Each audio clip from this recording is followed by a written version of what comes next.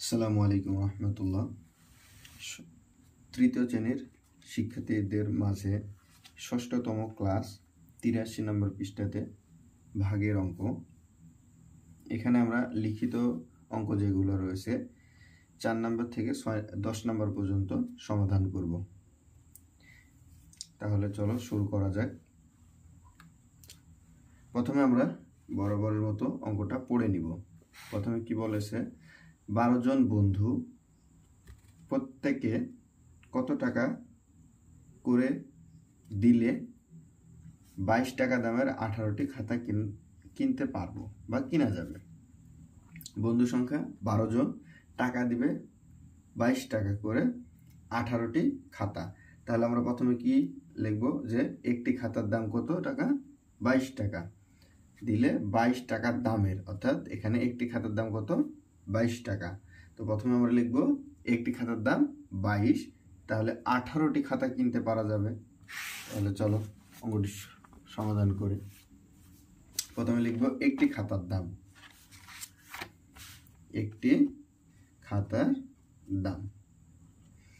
একটি খাতার দাম কত দেওয়া রয়েছে, খাতার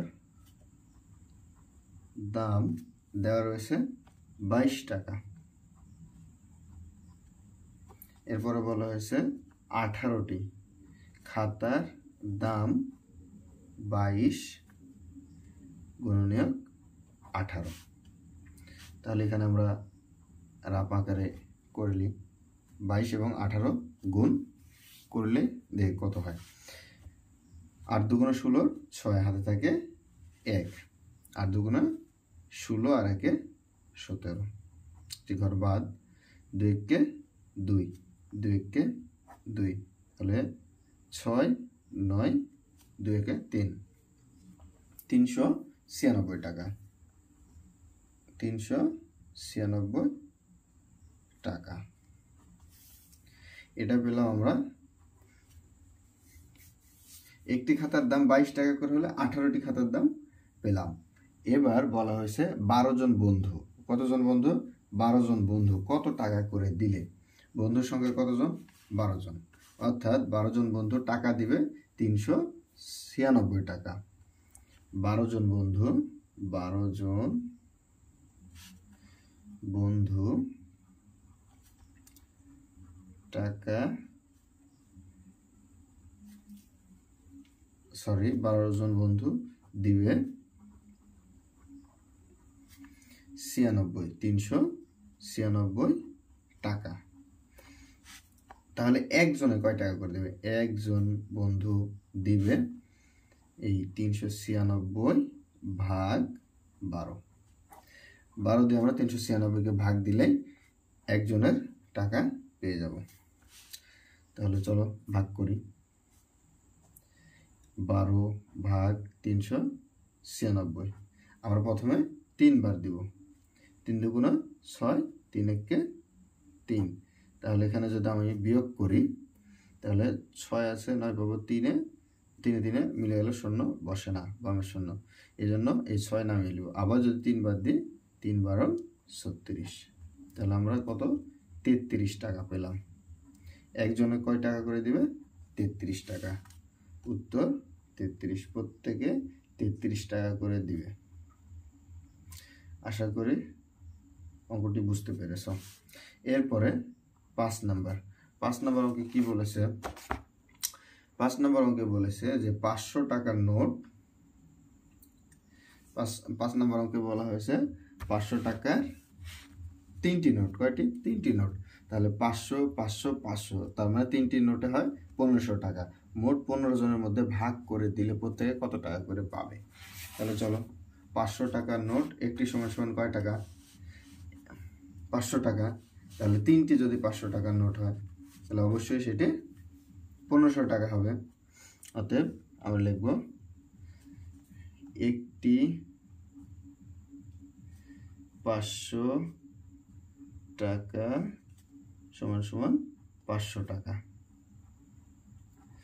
অতএব 3টি 500 টাকা সমান সমান 500 গুণন 3 টাকা। তাহলে কত হবে? 3টি যদি 500 টাকার নোট হয় তাহলে 1500 টাকা। খুবই সহজ অঙ্ক, যদি শুধু তুমি বুঝো বা বুঝে বুঝে করো। এখন বলা হয়েছে এই 1500 টাকা 15 জনের মধ্যে ভাগ করে দিতে হবে। তাহলে কি লিখবো? 15 জন পাবে কত টাকা? 1500 টাকা। 1500 টাকা। তাহলে একজনে কত টাকা করে পাবে? একজনে পাবে এই 1500 ভাগ 15। 15 জনকে 100 টাকা করে দিলেই 1500 টাকা শেষ। উত্তর 100 টাকা। কত টাকা করে পাবে? 100 টাকা করে। উত্তর 100 টাকা। 15 জনকে আমরা যদি 100 টাকা করে দিই তাহলে 1500 টাকা শেষ। খুবই সহজ অঙ্ক। এরপরে 6 নম্বরে কি বলেছে? 43 জন বন্ধু। 6 নম্বরে বলা হয়েছে 63 জন বন্ধু। 6 নম্বর অঙ্কে বলা হয়েছে, দেখো 63 জন বন্ধু 50 টাকা 63 জন বন্ধু 50 টাকা হারে চাঁদা তুলে 9টি অসহায় পরিবারের মধ্যে বিতরণ করে দিল। কতজন বন্ধু? 63 জন বন্ধু। কয় টাকা করে? 50 টাকা করে। কয়টি পরিবারে? 9টি। তাহলে আমরা প্রথমে কি করব? যেহেতু 63 জন বন্ধু, তো সেই বন্ধু আগে আমরা লিখবো। একজন বন্ধু দেয় কয় টাকা করে? 50 টাকা করে। একজন বন্ধু দেয় কয় টাকা? 50 টাকা। অতএব 63 জন বন্ধু দেয় কত? 63 গুণন 50। একজনে যদি 50 টাকা করে দেয় তাহলে 63 জন যখন 50 টাকা করে দিতেই থাকবে, তাহলে সেটা গুণ করতে হবে। গুণ করলে আমরা কত পাবো? 63 আর 50। 0 দিয়ে গুণ করলে 0 0, একটি ঘর বাদ। 3 5 15, 5 হাতে থাকে 1। 3 6 18 আর 1 19। 5 6 30 আর 1 31। 0 5 1 3। তাহলে কত পেলাম? 3150 টাকা। কতজন দিল? একজন বন্ধু দিচ্ছিল 50 টাকা। এবার 63 জন বন্ধু দিল 50 50 করে, তাহলে 3150 টাকা। এবার কয়টি পরিবারে পাবে? 9টি পরিবারে। 9টি পরিবারে পাবে কত টাকা? 3150 টাকা। 3150 টাকা। অতএব একটি পরিবারে আমরা তাহলে কয় টাকা করে দেব? একটি পরিবারে পাবে এই 3150 ভাগ 9 টাকা। ঠিক আছে? এবার ভাগ করব। ভাগ করে দেখি আমরা কত করে পাই। 9 ভাগ 31, 3150 টাকা। এবার যদি আমি 9 3 বার দিই তাহলে 3 9 27। 7 আছে 11 পাবো, 7 8 9 10 11। কততে? 4 হাতে থাকলো 1। 3 3 মিলে গেল 0 বসান। এবার 5 5 9 45। 9 বার দিব। 9 বার দিলে 45, 5 5 5 9 45। তাহলে 5 বার দিব। 5 বার দিলে এই 0 একটি আছে, এই 0 এখানে আছে, এখানে 0টি উঠাই দিব। তাহলে আমার হবে 350 টাকা। একটি পরিবারে পাবে 350 টাকা করে। উত্তর 350 টাকা।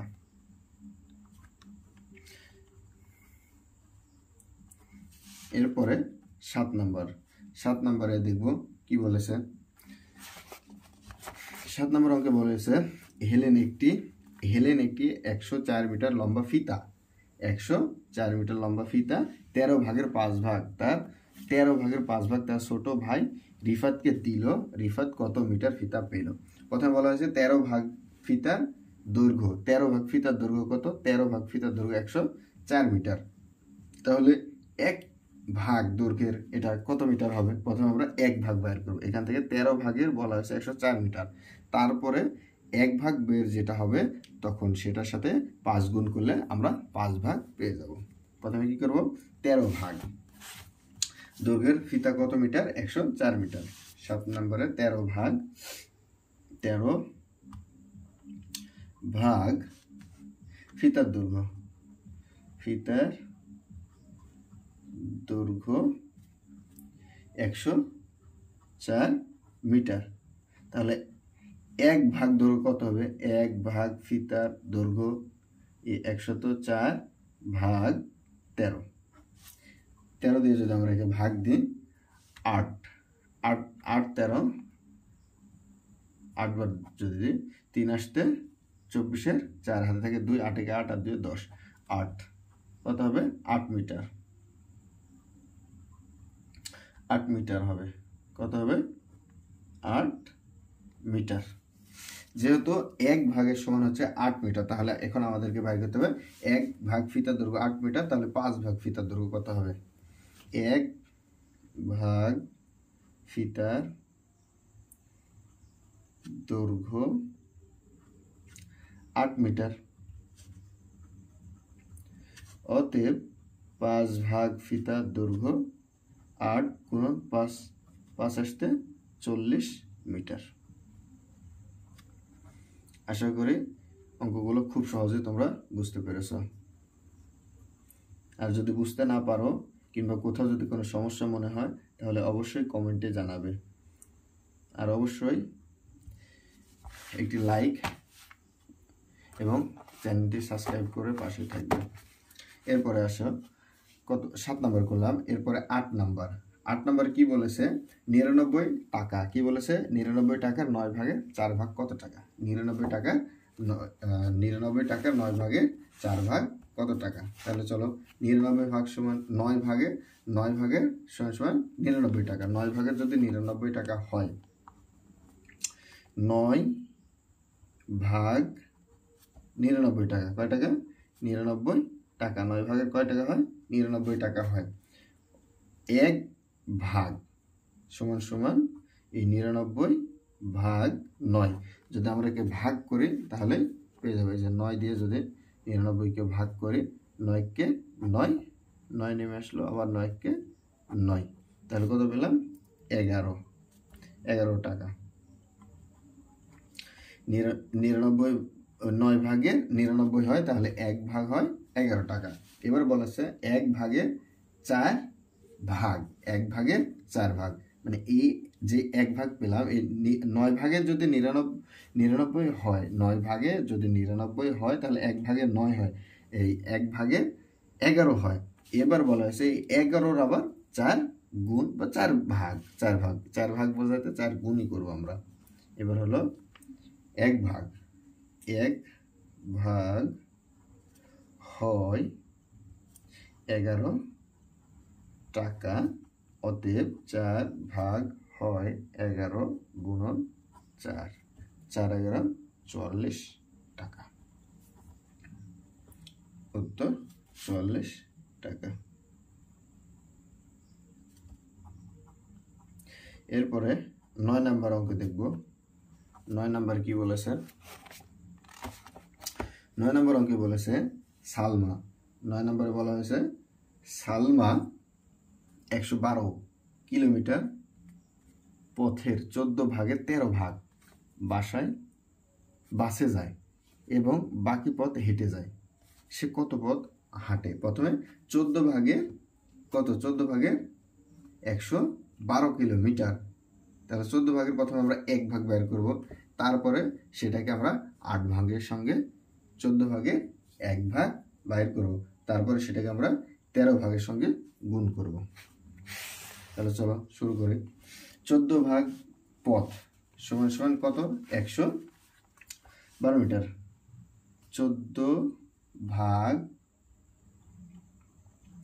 পথ 112 মিটার, 12 কিলোমিটার। তাহলে 1 ভাগ পথ অবশ্যই কম হবে, 112 ভাগ 14, 112 ভাগ 14। 14-কে যদি আমরা 8 দিয়ে 14-কে 8 দিয়ে গুণ দিই তাহলে 8 ভাগ হবে। 4 আসতে 32-এর 4 আসতে 32-এর 2 হাত থেকে 3, 4-কে 4 আর 3-এ 11, 112, তার মানে 8 কিলোমিটার। 8 কিলোমিটার। মিটার। এরপরে বলা হয়েছে এই 1 ভাগ সমান সমান যদি 8 কিলোমিটার হয় তাহলে 13 ভাগ, তার মানে 8 এবং 13 আমরা গুণ করব। 1 ভাগ যদি 8 কিলোমিটার হয় তাহলে অতএব 13 ভাগ হবে 13 গুণন 8। এই 13 এবং 8 গুণ করব, 3 আসতে 24, 4 হাতে থেকে 2, 8 একে 8 আর 2 10, 104 কিলোমিটার। উত্তর 104 কিলোমিটার।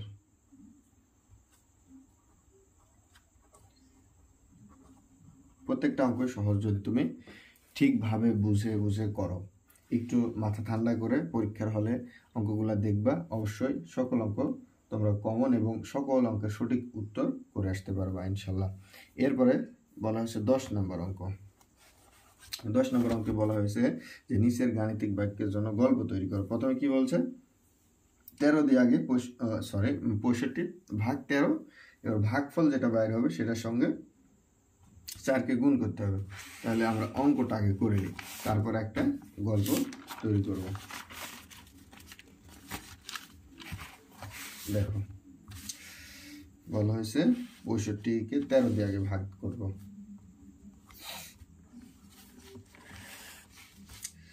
এই 65কে 13 দিয়ে আমি যে 5 বার দিই, 5 বার দিলেই হয়ে যাবে।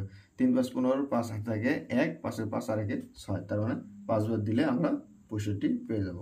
তাহলে কত পেলাম? 5। অঙ্কে বলা হয়েছে কেমন, 65 ভাগ কত 13 গুণ 4। এখন আমরা এটার মান পেলাম কত, এটা প্রথমে এটা করব, এটার মান পেলাম 5 গুণ 4, এবার 4 5 20, তার মানে আমরা এই স্থানে 20 বসাবো। এরপরের অঙ্কটুকু এবার আমি গল্প আকারে করব। আমরা এভাবে লিখতে পারি যে 65 টাকায় 13টি লিচু পাওয়া গেল, তাহলে 4টি লিচু কিনতে কত টাকা লাগবে, কিংবা 65 টাকায় 13টি ডিম পাওয়া গেল, এটাও লিখতে পারি আমরা। যখন লিখব 65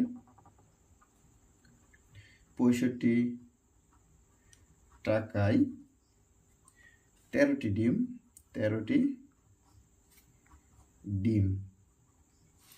পাওয়া গেলে